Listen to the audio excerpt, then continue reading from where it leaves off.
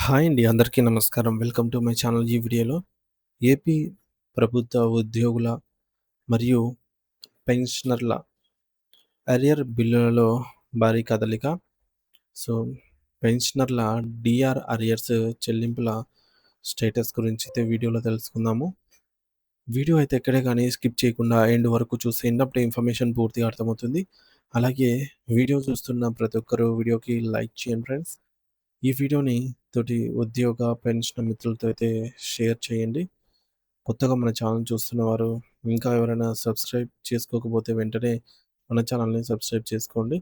Subscribe చేసుకోవడం వల్ల నేను చేసే ప్రతి ఒక్క వీడియో మీ వరకు రీచ్ అవుతుంది. ఇక ఆలస్యం చేయకుండా వివరాల్లోకైతే వెళ్ళిపోదాము. ఫ్రెండ్స్, ఇక విషయానికొచ్చినట్లయితే ఆంధ్రప్రదేశ్ రాష్ట్ర ప్రభుత్వ ఉద్యోగులు మరియు పెన్షనర్ల జీవితాల్లో గత కొన్నాళ్లుగా నిరీక్షిస్తూ ఉన్నటువంటి ఒక అత్యంత శుభవార్త ఇప్పుడు సాకారం కాబోతోంది. ఎందుకంటే వారి ఆర్థిక అవసరాలకు సంబంధించిన బకాయిల చెల్లింపు ప్రక్రియలో ప్రభుత్వం నుండి ఒక సానుకూలమైన కదలిక, వేగవంతమైన కదలిక మొదలైంది. ఈ పరిణామం కేవలం అంకెలకు సంబంధించినది మాత్రమే కాదు. తమ కష్టార్జితం కోసం ఎంతో కాలంగా ఎదురుచూస్తున్న వేలాది మధ్యతరగతి కుటుంబాలకు ఎంతో గొప్ప ఊరటనిచ్చే ఒక కీలకమైన అంశమని మనం గుర్తించాలి. ముఖ్యంగా సమాజం కోసం తమ జీవితాన్ని ధారపోసినటువంటి పెన్షనర్లకు అందవలసినటువంటి డీఆర్, కరువు భత్యం సంబంధించి రాష్ట్ర వ్యాప్తంగా ఉన్నటువంటి వివిధ సబ్ ట్రెజరీ కార్యాలయాల్లో, అంటే ఎస్టీఓ కార్యాలయాల్లో నిలిచిపోయిన ఫైళ్ళని ఇప్పుడు ఇవన్నీ కూడా ఫైళ్ళు కదులుతున్నాయి. క్షేత్రస్థాయి నుంచి అందుతున్న విశ్వసనీయ సమాచారం ప్రకారంగా వేర్వేరు ఎస్టీఓ అధికారుల పరిధిలో చాలా కాలంగా పెండింగ్‌లో ఉండిపోయినటువంటి ఈ యొక్క అరియర్ బిల్లులన్నీ కూడా ఇప్పుడు ఒక కొలిక్కొచ్చాయి. అంటే పంపిణీకి సిద్ధంగా ఉన్నాయని అర్థం చేసుకోవాలి. ప్రస్తుత ప్రక్రియను పరిశీలిస్తే ఈ బిల్లులను ఎస్టీఓ అధికారులు అత్యంత క్షుణ్ణంగా మరియు బాధ్యతాయుతంగా పరిశీలిస్తున్నారు. ఎందుకంటే ప్రభుత్వ నిధుల పంపిణీలో ఎటువంటి పొరపాట్లకు తావు ఉండకూడదు. ప్రతి బిల్లు కూడా ప్రభుత్వం నిర్దేశించిన నిబంధనల ప్రకారం లేదా పెన్షనర్లకు రావాల్సినటువంటి లెక్కలు ఖచ్చితంగా ఉన్నాయా లేదా అని అధికారులు ధృవీకరించిన తర్వాతే వాటిని అప్రూవల్ అయితే చేస్తున్నారు. ఇలా క్లియర్ అయినటువంటి బిల్లులన్నీ కూడా తదుపరి చెల్లింపు ప్రక్రియ సీఎఫ్ఎంఎస్ పోర్టల్‌లో విజయవంతంగా అప్‌లోడ్ చేయబడ్డాయి. అంటే సాంకేతిక పరంగా ఈ బిల్లులు ఇప్పుడు ప్రభుత్వం వైపు నుండి ఆఖరి దశకు చేరుకున్నాయని చెప్పవచ్చు. ఎస్‌జీఓ గారు అప్రూవల్ పూర్తయిందంటే సదరు బిల్లులపై క్షేత్రస్థాయిలో ఉన్న అన్ని అడ్డంకులు తొలగిపోయినట్లే అని మనం భావించాలి.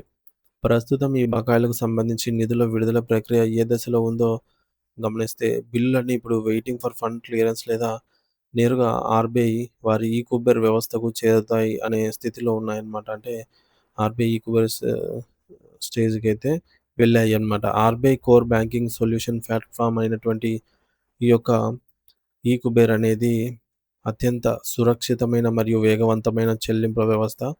ఇక్కడికి బిల్లులు చేరుకున్నాయంటే నగదు జమ కావడానికి కేవలం కొన్ని గంటల సమయం మాత్రమే పడుతుందని అర్థము. సాధారణంగా బిల్లుల ప్రయాణం ఎలా ఉంటుందంటే ముందుగా డీడీఓ బిల్లులను తయారు చేసి పోర్టల్‌లో అప్‌లోడ్ చేస్తారు. ఆ తర్వాత ఎస్‌టీఓ గారు వాటిని క్షుణ్ణంగా వెరిఫై చేసి ఆమోద ముద్ర వేస్తారు. ఆ తర్వాత రాష్ట్ర ప్రభుత్వం అవసరమైన నిధులను ఖజానా నుండి సమకూర్చిన వెంటనే ఈ బిల్లులన్నీ కూడా ఆర్‌బీఐ ఈ-కుబేర్ స్టేజ్‌కైతే చేరుకుంటాయి. ఈ క్రమంలో తదుపరి అత్యంత కీలకమైన ఘట్టం బ్యాచ్ నంబర్ అలాట్‌మెంట్. ఒకసారి ఆర్‌బీఐ వ్యవస్థలో ఈ బ్యాచ్ నంబర్ గనక కేటాయించబడితే సాంకేతిక భాషలో చెప్పాలంటే ఆ డబ్బులు ఇప్పటికే బ్యాంకు మార్గంలో ఉన్నాయని అర్థము. సో, బ్యాచ్ నంబర్ వచ్చిన తర్వాత కేవలం 1 లేదా 2 గంటల వ్యవధిలోనే లబ్ధిదారుల వ్యక్తిగత బ్యాంకు ఖాతాల్లో నగదు జమవుతుంది.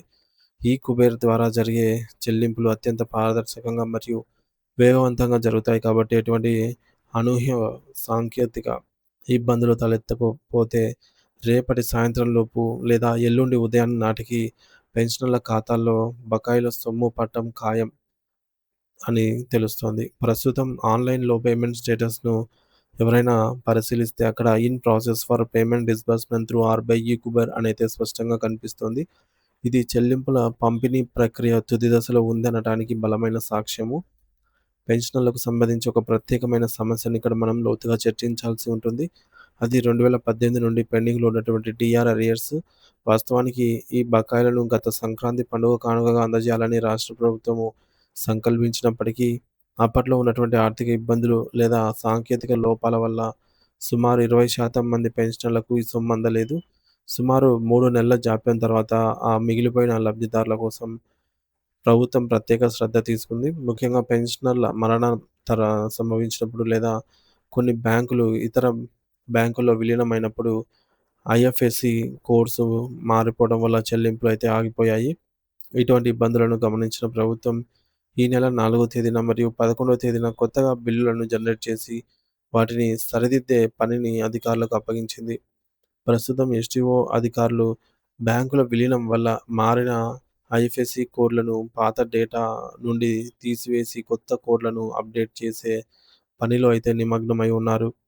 ఎస్‌బీఐ అనుబంధ బ్యాంకులు కూడా ప్రధాన ఎస్‌బీఐలో చేరిపోవడం వల్ల వచ్చిన మార్పులను కూడా వారు సరిచేస్తున్నారు. తద్వారా గతంలో లాగా పేమెంట్ ఫెయిల్ అయ్యే అవకాశం ఉండదు. వీటితో పాటు పెన్షనర్ జీవించే ఉన్నారా అని ధృవీకరించే నాన్ ట్రయల్ సర్టిఫికేట్ ఇటువంటి పత్రాలను కూడా అధికారులు బిల్లులకు జతచేసి ఉన్నతాధికారులకు పంపిస్తున్నారు.